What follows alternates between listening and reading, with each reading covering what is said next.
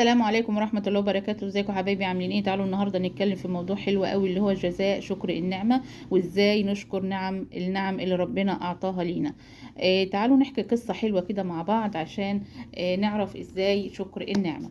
اول حاجة كان في بني اسرائيل ثلاثة، واحد أبرص، واحد أقرع، واحد أعمى. أراد الله أن يبتليهم فبعث لهم ملك.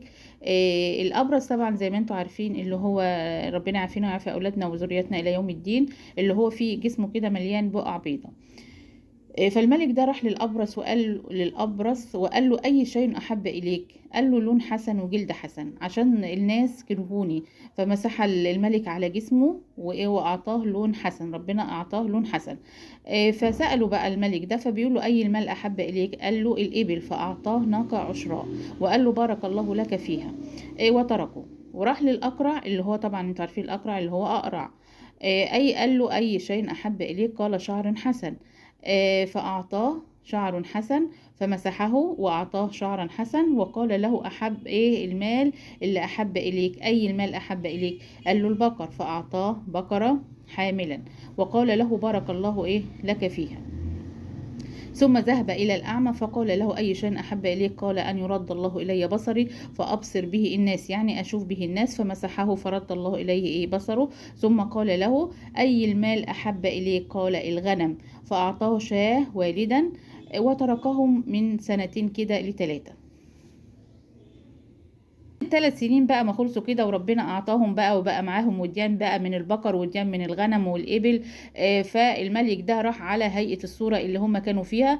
فراح الابرص الاصلي ده وقال له انا رجل مسكين انقطعت بي السبل فاعطني مما اعطاك الله. فقال له انا علي ديون وعلي حقوق كثيرة فانا ما معيش فلوس اديك. قال له ألم تكن أبرص قبل ذلك؟ قال له بل ورثت هذا المال كابرا عن كابر.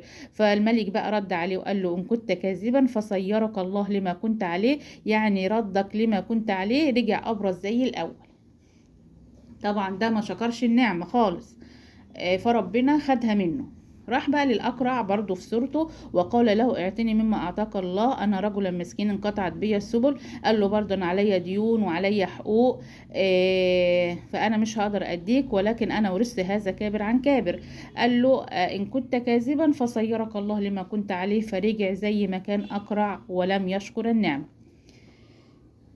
راح بقى للأعمى وهو برضو في صورته، قال له أنا رجل مسكين وانقطعت بي السبل فأعطني مما أعطاك الله. فكان رد الأعمى بقى إيه؟ قال له كلام جميل، كلام حلو. قال له والله لا أجهدك اليوم شيء أخذته لله، فخذ ما شئت ودع ما شئت. خد اللي انت عايزه، عندك الغنم، كام وادي غنم، خد اللي انت عايزه، لأن الحاجات دي ربنا اللي اداهالي.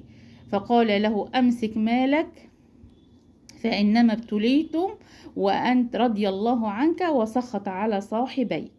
يعني انت ربنا رضي عنك عشان انت احسنت النعمة واحسنت جزاء النعمة، فانت ربنا رضي عنك وسخط على صاحبيك. فيا جماعة لو انتوا حتى شكر النعمة لو بالبسيط، يعني مش لازم ان انا اشكر النعمة يعني ان انا مثلا لما اجي اطلع مثلا صدقة، يعني مش لازم اطلع مثلا 10 جنيه 15 جنيه، اللي معاكي 2 جنيه 3 جنيه، الشيء اللي معاكي ولو كان حتى بسيط، ولكن طلعيه بنية الصدقة. فده شكر جزاء.